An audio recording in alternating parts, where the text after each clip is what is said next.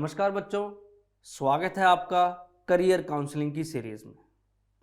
Career counselling की series में बच्चों हम बात करेंगे डिफेंस पर।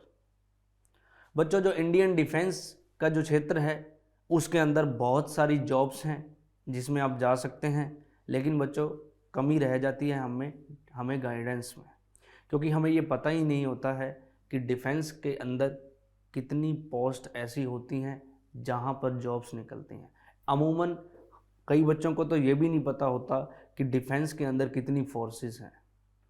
तो बच्चों, पूरे डिफेंस के अंदर कितनी फोर्सेस होती हैं, पूरे डिफेंस के अंदर किन किन फोर्सेस में कौन कौन सी पोस्ट होती हैं, निम्न स्तर से लेकर अपर स्तर तक सारी पोस्ट को हमने कवर अप किया है। उसके बाद कौन सी जॉब्स हैं जो डिफेंस में सीधे तौर पर आती हैं, उन भर्तियों को कवर अप किया है, और कौन सी ऐसी भर्तियां हैं जहां आप प्रमोट हो सकते हो उनको कवर किया है, और कौन सी ऐसे बड़े स्तर की भर्तियां हैं जो यूपीएससी के अंडर में आती हैं उनको भी कवर अप किया है। तो आज का जो हमारा वीडियो है बीएसएफ हेड कांस्टेबल, यदि आप बीएसएफ हेड कांस्टेबल लगना चाहते हो तो आप में क्या क्या योग्यता होनी चाहिए, कैसे इसका फिजिकल होता है, कैसे इसका रिटर्न होता है, कैसे इसका मेडिकल होता है, उसके बारे में बात करें। तो चलिए देखते हैं। बच्चों, हम बात कर रहे हैं बॉर्डर सिक्योरिटी फोर्स यानी कि बीएसएफ के हेड कांस्टेबल की भर्ती जो आती है लगभग ऑपरेटर और फिटर। ये बच्चों ऑपरेटर और फिटर है, ये डिप्लोमा कोर्सेज हैं, इसके अंदर आती है हेड कांस्टेबल की। बच्चों, ड्राइवर की भर्ती भी आ जाती है, कई बारी हेड कांस्टेबल के अंदर ड्राइवर भी आ जाता है। तो अलग अलग पोस्ट आती है। अगर ड्राइवर आ जाएगा तो उसमें एक चीज़ ऐड हो जाएगी, बाकी लगभग सब कुछ सेम रहता है, वो हम आपको वीडियोज़ में बता देंगे। बच्चों, सबसे पहले 12वीं पास, इससे पहले हमने कांस्टेबल के बारे में जिक्र किया था, वो 10वीं लेवल से, यानी कि हमने निम्न स्तर से स्टार्ट किया है। और जो आपका हेड कांस्टेबल है ये +2 लेवल पर होता है। अगर आपकी जो हेड कांस्टेबल की भर्ती है ऑपरेटर और फिटर में निकलती है तो बच्चों आपके पास 12वीं के बाद आपके पास 2 साल का ITI डिप्लोमा होना चाहिए। किसके अंदर? रेडियो और टेलीविज़न के अंदर, तब आप इसके लिए एलिजिबल हो। यदि आपके पास रेडियो और टेलीविज़न के अंदर ITI डिप्लोमा 2 साल का नहीं है तो या तो आपके पास 12वीं में PCM होनी चाहिए। अब PCM का मतलब बच्चों नॉन मेडिकल से है, फिजिक्स, केमिस्ट्री और मैथ से, या तो आपके पास PCM है तो भी आप इसके लिए एलिजिबल हो। अब बच्चों ये तो बात होगी क्राइटेरिया की। अब यही भर्ती अगर मान लो होती है ड्राइवर की, तो बच्चों यहाँ पर आपको 12th पास चाहिए, और 12th पास के साथ साथ किसी भी स्ट्रीम से, और उसके साथ साथ आपके पास ड्राइवर यानी कि ड्राइवर के लिए एक हैवी लाइसेंस होना चाहिए। हैवी लाइसेंस की अगर बात करें बच्चों, नॉर्मल जो DL होता है, ड्राइविंग लाइसेंस होता है, उसके कुछ टाइम पीरियड का गैप के बाद ही आप हैवी लाइसेंस बनवा सकते हैं।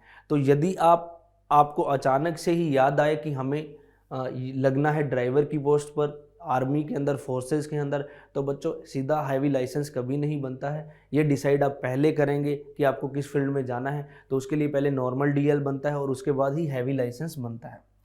तो बच्चों ये बात कर रहे हैं हम ऑपरेटर और फिटर की।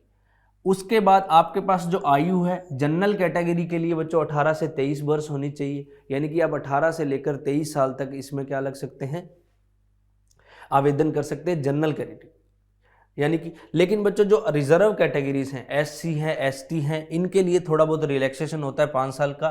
वो आप चेक कर, वो कैटेगरी वाइज जो भर्ती के एडवर्टाइजमेंट में अलग अलग हो सकता है, तो लगभग मान के चलिए आप 5 साल का रिलैक्सेशन इनको मिलता ही है SC ST के कैंडिडेट को। अब बात करते हैं भर्ती प्रक्रिया की। तो बच्चों सबसे इम्पोर्टेंट चीज़ है जो इसकी शारीरिक मानक परीक्षण, जिसमें आपका बॉडी को चेक किया जाता है। शारीरिक दक्षता परीक्षण, जिसके अंदर आपको कोई एक्टिविटी करवा के देखी जाती है। मोटे सरल भाषा में बात करूं तो मानक परीक्षण में आपकी हाइट वगैरह चेक होती है, चेस्ट वगैरह चेक होती है, और शारीरिक और वेट वगैरह चेक होता है। और दक्षता परीक्षण के अंदर आपकी दौड़ वगैरह होती है, कोई एक्टिविटी होती है लॉन्ग जंप या हाई जंप से रिलेटेड। और इसके बाद होता है रिटन टेस्ट, मेडिकल टेस्ट। बच्चों जितनी भी फोर्सेज होती हैं यहाँ पर फिजिकल का सबसे इम्पोर्टेंट रोल होता है, इसीलिए ही ये जो फोर्सेस हैं ये लिखित परीक्षा से पहले ही जो फिजिकल टेस्ट करवाती हैं, क्योंकि इनमें जो फिजिकल का होता है वो मेन योगदान रहता है। अब बच्चों बात करेंगे हम जो इसका इंपॉर्टेंट पार्ट है हेड कांस्टेबल की भर्ती का, ऑपरेटर एंड फिटर के अंदर। शारीरिक मानक परीक्षण और शारीरिक दक्षता परीक्षण।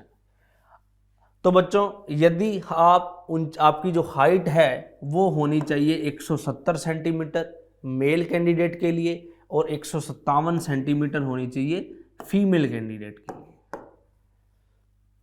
ये हो गया मानक परीक्षण का बात। उसके बाद जो सीना है सिर्फ मेल कैंडिडेट के लिए 80 सेंटीमीटर का होना चाहिए विद एक्सपेंशन ऑफ 5 सेंटीमीटर, या आप इसको 5 सेंटीमीटर का कम से कम फूलना आपका चाहिए सीना। उसके बाद आगे बात कर लेते हैं दौड़ की। तो बच्चों दौड़ है जो मेल कैंडिडेट के लिए वो है 5 किलोमीटर की, जिसके लिए आपको 24 मिनट का टाइम मिलता है। यदि आप इसको 24 मिनट तक या इससे पहले क्लियर कर देते हैं तो बच्चों आपका ये पास होता है।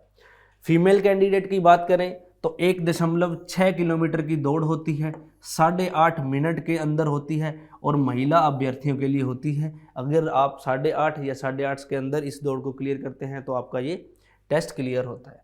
अब बच्चों बात करते हैं लॉन्ग जंप की। बच्चों ये है जो लॉन्ग जंप है, अगर बात करें ये तो लॉन्ग जंप होता है 11 फीट का। लॉन्ग जंप 11 फीट का होता है मेल कैंडिडेट के लिए। बच्चों ये दोनों लॉन्ग जंप हैं। तो जो 11 फीट का होता है ये लॉन्ग जंप होता है मेल कैंडिडेट के लिए, और ये जो 9 फीट का होता है लॉन्ग जंप फीमेल कैंडिडेट के लिए। यानी आपको फीमेल कैंडिडेट को 9 फीट का लॉन्ग जंप मारना होता है और फिर मेल कैंडिडेट को 11 का। और हाई जंप की अगर बात करें तो बच्चों हाई जंप 3.5 फीट का होता है मेल कैटेगरी के लिए और 3 फीट का होता है फीमेल कैटेगरी। तो बच्चों ये तो था हमारा फिजिकल जो होता है। अगर ये आप फिजिकल क्लियर कर लेते हैं तो इसके बाद होती है आपकी लिखित परीक्षा। अब बच्चों बात कर लेते हैं लिखित परीक्षा की। तो लिखित परीक्षा के बाद आपको यहाँ पर लिखित परीक्षा के अंदर 100 क्वेश्चन देखने को मिलते हैं और 2 घंटे का समय होता है। और 100 क्वेश्चन के अंदर आपके maths and reasoning, Hindi and English और जीके, इंडिया जीके, और इंडिया जीके के अंदर थोड़ा बहुत करंट का ऑप्शन रहता है।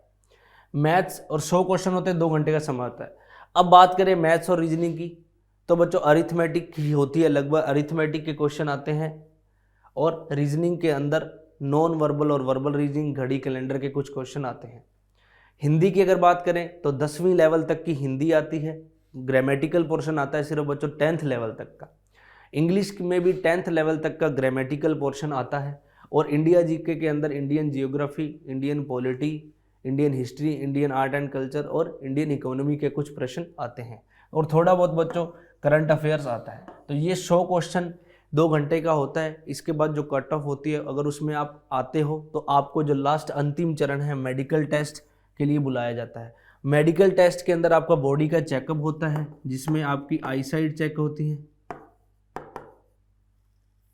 आंखों का चेक होता है, ब्लड प्रेशर चेक होता है, शुगर चेक होती है, हार्ट बीट चेक होती है।